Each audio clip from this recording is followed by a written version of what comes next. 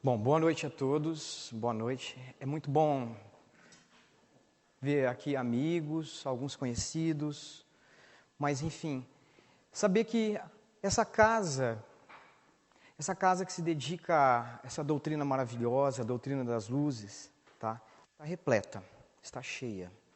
Muitos se perguntariam, como assim cheia? Todos os lugares não estão ocupados. Pois eu diria que sim, queridos, estão sim. Estão ocupados os lugares daqueles que se propõem a transformar suas vidas, a buscar uma melhoria, a valorizar a presente existência.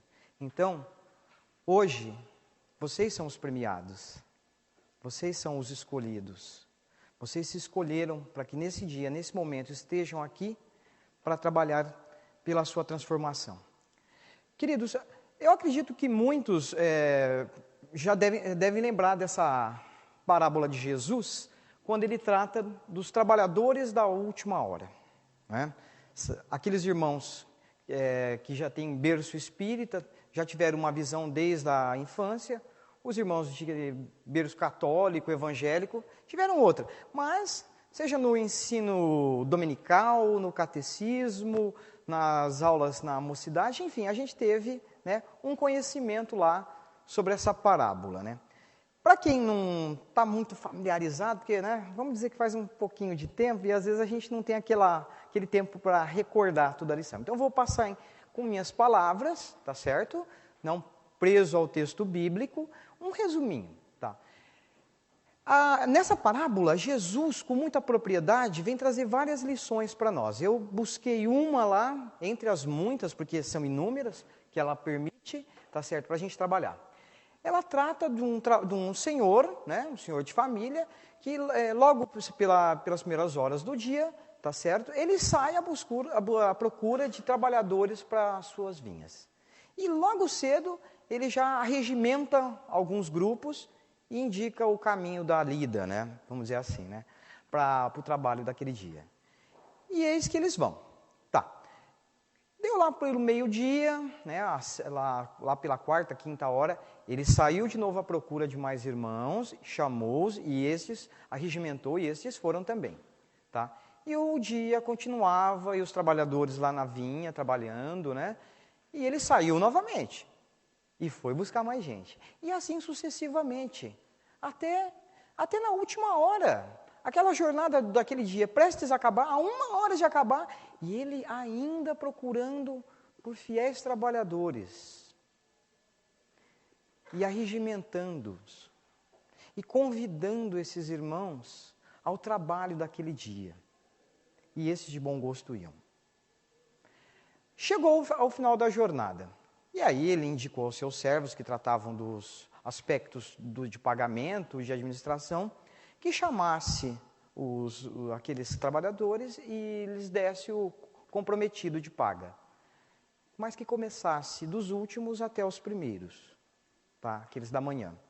E estes, chamando, lhes dava uma moeda, agradecia e dispensava. E sucessivamente, até chegar nos últimos. Mas eis que aqueles que lá tinham sido convidados, no começo do dia, pela madrugada ao trabalho, começaram, de certo modo, se revoltar. Ficaram indignados. Como é que pode? Nós que estamos aqui desde as primeiras horas do dia, trabalhamos muito, arduamente, estamos recebendo a mesma paga que aqueles que chegaram na última hora. O Senhor, meio, entre aspas, digamos assim, indignado, mas o que eu combinei com vocês, com você, eu não combinei que pelo seu tempo de trabalho, essa jornada, eu não ia pagar uma moeda? No que eu lhe falhei? E está proposta, a parábola, o trabalho da noite. Queridos, é bom primeiro nós começarmos a entender o que é essa coisa do trabalhador da última hora. Nós temos a bênção, a maravilha de termos conhecimento da doutrina espírita. Essa doutrina das luzes, reformadora, instigante, consoladora, mas que acima de tudo, que explica, que conduz a criatura às coisas de Deus de uma forma clara. A gente olhar para a vida e não ver mistério, Porque não tem mistério. Não pode ter mistério. Que Deus é esse que trabalha com segredos, com mistérios? Não. Deus não faz assim conosco. Ele trabalha às claras. Ele nos deu seu Filho. O exemplo de perfeição para vir aqui falar. Só faltou ele desenhar, né? Só faltou ele desenhar para a gente. Né? Ele foi até crucificado. E até hoje a gente não entende. Não aceitou, não pratica. Enfim, então, ele nos deu todos esses recursos para o seu trabalho. O que a gente começa a ter que perceber sobre essa coisa do trabalhador da última hora, em função da doutrina, é que o mundo corre a sua evolução. Tivemos o ensejo de Moisés, Jesus, veio a doutrina, todos os trabalhadores vieram correndo. Esses trabalhadores lá da primeira hora, Moisés, os primeiros profetas, Jesus, a doutrina, hoje nós somos os trabalhadores da última hora, queridos. Cada um de nós. Tivemos as lições necessárias para o bom trabalho. Tivemos professores maravilhosos, que deram inclusive suas vidas por nós. Não nos falta conhecimento, não nos faltou exemplo de amor. Nós somos efetivamente os trabalhadores da última hora. Essa última hora, para aqueles irmãos que são, vamos dizer assim, praticantes, assíduos da doutrina, interessados, que se prestam ao estudo dela, nós sabemos que a Terra transita de uma esfera de mundo de provas e expiações para um mundo de regeneração. Esse mundo de ranger de dentes, né? Muita gente gosta dessas palavras, né? Ranger de dentes, né? De dor, de sofrimento. Isso vai acabar. Esse mundo ainda... Opa, estão me ouvindo? Que eu esbarro, gente, desculpe. Esse mundo está com seus dias contados. Essa fase vai se findar. Nós vamos entrar numa fase de mundo de regeneração. Daí tanta coisa acontecendo, daí tanta coisa ficando agora mais às claras. A percepção que nós temos é que parece que o mal está ganhando, né? Parece que está ganhando, está na frente, na pole position. Sai na pole position e a gente nem chega em primeiro, né? A corrida não acabou. A corrida não acabou. O que nós temos que começar a perceber, queridos, é que nós precisamos dar valor a esse tempo. Porque acreditem, para muitos, não estou dizendo que é para nós que estamos aqui, tá? Não vão se assustar não, mas para muitos, esta vai ser a última oportunidade de estarem aqui na Terra. Opa, calma aí, o que será de mim? Calma, Deus vai conceder a escola necessária conforme a sua capacidade. Conforme o que você tem feito de sua vida. Só que lembremos-nos, conforme aquilo que nós precisamos. Então, ou a gente aproveita essa existência, ou a outra vai ser no mundo mais inferior. Está difícil aqui, imagina no mais inferior. Ai, isso mesmo. Entende? É por aí. Mas isso não é motivo de alarde, de dor. O bom trabalhador da última hora, querido, ele esperava desde cedo que o seu senhor viesse procurá-lo. Ele estava ansioso pelo trabalho. Tanto é que acontece, ele ficou o dia todo aguardando esse trabalho. O que é esse aguardar o trabalho? O que é essa oportunidade? Quem que é esse senhor? Essa experiência que nós temos. É a vida do dia a dia. Tá? Esse trabalho de amor, de caridade com a família, com o próximo. A gente não desperdiça os nossos minutos. Eu não disse nem vida, hein? Eu disse já minutos. Porque nós temos uma habilidade fantástica de desperdiçar o tempo. Esse bom trabalhador, querido, ele sabe, tá certo? Ó, ele é agradecido a Deus pela vida. Ele já tem dentro de si a ideia consequente que ele tem que ser agradecido. Porque ele sabe que as fileiras, se não sabe, deveria saber, vai saber agora também que as fileiras dos irmãos que estão lá do lado de lá esperando a oportunidade são imensas. Dizem, 3 para 1. Tá certo? Outra coisa, a gente ouve a revelia, muita gente dizer assim, mas eu não pedi para nascer. Eu ouvi isso outro dia e eu fiz questão de comentar com um amigo meu numa rede social. Falei, olha querido, é o seguinte, quiçá fosse assim, porque na verdade, muitos de nós imploraram para voltar para a terra. Imploraram, tá? Pediram, Senhor, me concede mais essa oportunidade, porque eu quero me mudar, eu quero me transformar, eu quero me reabilitar com os erros, eu quero me reabilitar com Cicrano, com Beltrano, eu quero continuar me movendo na direção da evolução, do progresso. Então, essa conversinha aí de que não pediu para nascer, viu? É conversa para boi dormir. E ultimamente, né, boi nem dorme mais, né, porque ninguém coloca lá naqueles lugar para engordar, que o bicho vai dormir 2 horas por dia, olha lá, entende? Então, uma coisa que nós temos que observar com muito carinho. Esse trabalhador da última hora, tá certo? Ele procura por trabalho. Há pouco o irmão estava dizendo que se houver algum interessado, vou falar sobre um aspecto. Se houver algum interessado, essa casa que os queridos se prestaram, dispor de um tempo e vir buscar a sua transformação, um aprendizado, consolo, amparo, essa casa bendita está precisando de trabalhadores. Ah, mas eu não sei o que eu vou fazer lá. Primeiro, tem bastante... É o seguinte, quando o trabalhador está disposto, disponível, o trabalho não falta. Não dá para fazer isso? Pode fazer aquilo. O bom trabalhador, ele procura por trabalho. O bom trabalhador é o seguinte, ele tem uma palavra de consolo, de amparo. Se for para conversar com uma roda de amigos, que seja uma conversa edificante. Que seja uma conversa que promova a criatura. Não que deprecie, que destrua. As fofoquinhas, né? Ah, mas não dá nada, né? A besteirinha. Ah, mas vem cá, eu quero te contar uma coisa. Não quero saber. Sobre alguém? A bem-estar e bem feito dela, ou a gente vai depreciar? Ah, é uma coisinha que ela... Não, corra disso. Não vale a pena. Porque é o seguinte, sabe aqueles desenhos animados? A pessoa está lá, né? Eu não lembro...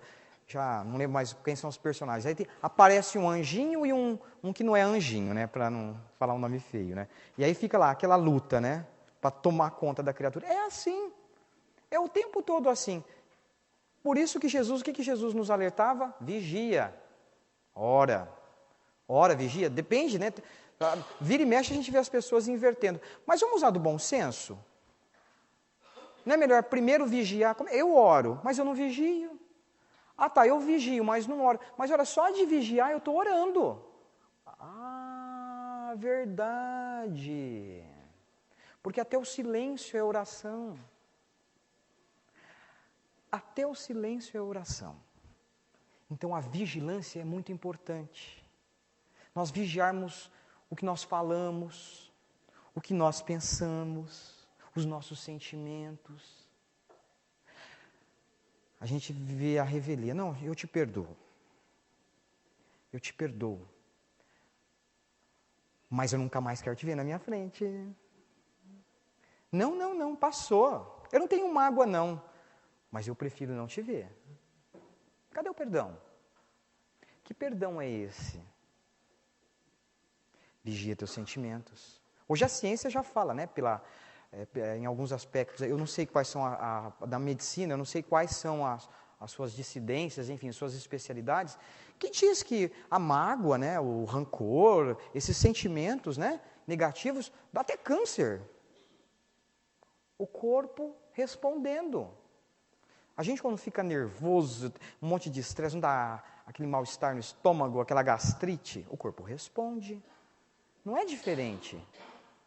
Vamos vigiar. Vamos procurar ser bons trabalhadores da última hora. Porque eu não sei, de repente, essa não seja a minha ainda última oportunidade. Mas que certeza eu tenho disso? Nenhuma. A única certeza é o nascer e o morrer. A certeza absoluta agora que nós temos, nascemos. Morrer, não sei. Daqui 30 segundos eu posso cair fulminante. fulminado, né? De um ataque do coração, sei lá.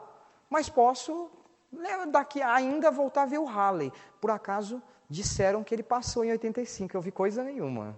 Eu era menino de tudo, mas é uma lenda isso para mim, viu? Uma lenda urbana. Halley, que isso? Né? Falaram que ele vinha, enfim, o mundo ia acabar. Não sei, eu não vi nada disso. Os pequeninos, né, nem sabem do que eu estou falando, mas deixa para lá. Enfim.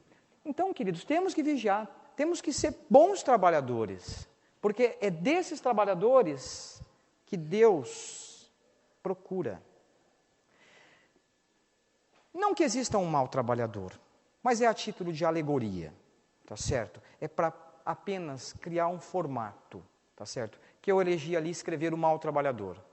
Queridos, o mau trabalhador somos nós, aqueles, e todos nós, na sua devida proporção, porque sejamos humildes em aceitar, que declinam diante do trabalho. Do trabalho da boa maternidade, da mãe que é mais paciente, amorosa, da mãe que abre mão do seu dever de mãe para os aspectos do trabalho, do pai que é omisso, irresponsável, negligente, do filho que não respeita os seus amados progenitores, do gerente, do encarregado, do líder que é déspota, ditador, arrogante, usa da sua autoridade para diminuir os seus servidores. E nem se apercebe que Deus, na sua infinita bondade e misericórdia, concede a ele aquela oportunidade de chefia para que ele guie as pessoas, oriente. Porque até ali há crescimento. Quem disse que o crescimento espiritual está só dentro dos templos religiosos? Das denominações religiosas? Lê do engano, irmãos. Esse crescimento espiritual, ele anda conosco à revelia dos dias, em todos os tempos. Então, queridos irmãos, vocês que usam da sua autoridade para diminuir o outro, lembrem-se, nada se perde. Absolutamente nada se perde. E Deus não vem lhe culpar ou lhe cobrar. Ele lhe devolve a oportunidade de se reabilitar com seus erros. Da mesma forma. Vamos nos lembrar disso. E isso ainda é misericórdia. Isso ainda é misericórdia. A gente ter essa consciência que Deus não abre mão de nenhum dos seus filhos.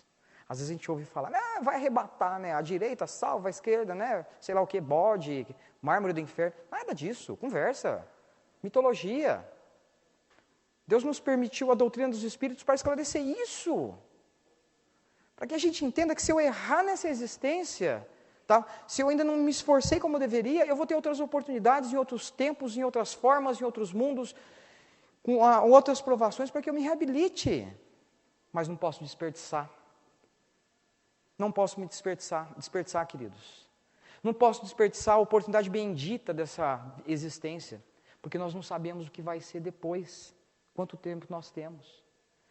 As coisas da terra, elas são importantes sim. Deus permite mais a uns, menos a outros, tem uma razão. E nem se prendam a essa preocupação. Aliás, lembrem-se, tá? Quando você se apresentar lá, cheguei. Não vão verificar o que você fez na terra material, mas o bem, a dor que você aliviou, o irmão que você ofereceu o seu ombro para as lágrimas dele secar, a mãe que você amparou por ter um filho jogado aí às drogas. Isso vai contigo, essa experiência. As montanhas de dinheiro, os títulos que a sociedade nos dá, os certificados de propriedade, eles vão ficar todos. Não precisa, não. Lá, eu acho engraçado, né? Outro dia, apenas, eu não estou fazendo uma crítica, é apenas para a gente relaxar um pouquinho, mas outro dia, eu acho engraçado essa questão dos 10%, né, do dízimo, né? Deus é um cara que não sabe fazer bons negócios, não, viu? É tudo dele. E ninguém vai lá e ainda fala, Senhor, se o Senhor me ajudar, eu te dou 10%. Caraca, fica difícil, hein? Tudo é dele. Só que se ele me ajudar, eu dou 10% para ele. Bom, enfim, né? Mas vamos deixar como está. Queridos, vamos lembrar que é o seguinte, que esses irmãos que a gente agora intitulou de mal trabalhadores, tá certo? Eles não estão compreendendo Jesus. Quando a gente se arremete à ideia do mestre, desse irmão maior que não nos falta nunca, a ideia de um amor sublime e superior. Quando a gente ama incondicionalmente, eu não amo aqueles que estão próximos de mim ou que são gentis comigo, que eu tenho afinidade. Não, eu amo mesmo. Eu amo inclusive aqueles que não me amam. Pode não ter a mesma intensidade, é justo. Mas eu não tenho nenhum sentimento contrário ao amor. E eu peço nas minhas orações a Deus que eu tenha um amor cada vez maior por esses irmãos. Que eu supere as minhas picuinhas com ele. Quando eu amo incondicionalmente, eu não me conformo com as misérias do mundo. Eu sei que eu não posso ser feliz, eu não posso dizer, olha gente, eu estou feliz, olha, eu vivo um momento muito feliz da minha vida, enquanto houver infelicidade no mundo, enquanto houver sofrimento. Outro dia, um desses vídeos que a gente vê aí nas redes sociais, no Facebook, eu vi uma coisa muito interessante. Mostrava um rapaz caminhando, é um vídeo numa entidade francesa, o rapaz, ele está andando, de repente ele cai, tomba, é tudo teatro, tá? Ele cai e tomba, e fica lá resmungando socorro, alguma coisa, e as pessoas passam. Ele está modestamente vestido, tá certo? E ninguém faz nada. Passou várias pessoas e nada. Aí um pouquinho, repete o vídeo, já cai um rapaz, bonito, bem vestido, aquelas roupas, né? O cara é esbelto, ainda coloca uma roupa que ele fica mais assim, né? Perfeito, né? Ele cai, todo mundo corre a acudir. É o que nós temos feito. A gente olha para aquele irmãozinho que está na rua, na mendicância, ou passando por uma dificuldade, e não vê. Não vê que é um irmão. A gente olha o cara cambaleando e diz, lá vai um vagabundo alcoólatra. Mas eu não sei a história daquela criatura. Não sei. E a gente se dá esse direito de julgar.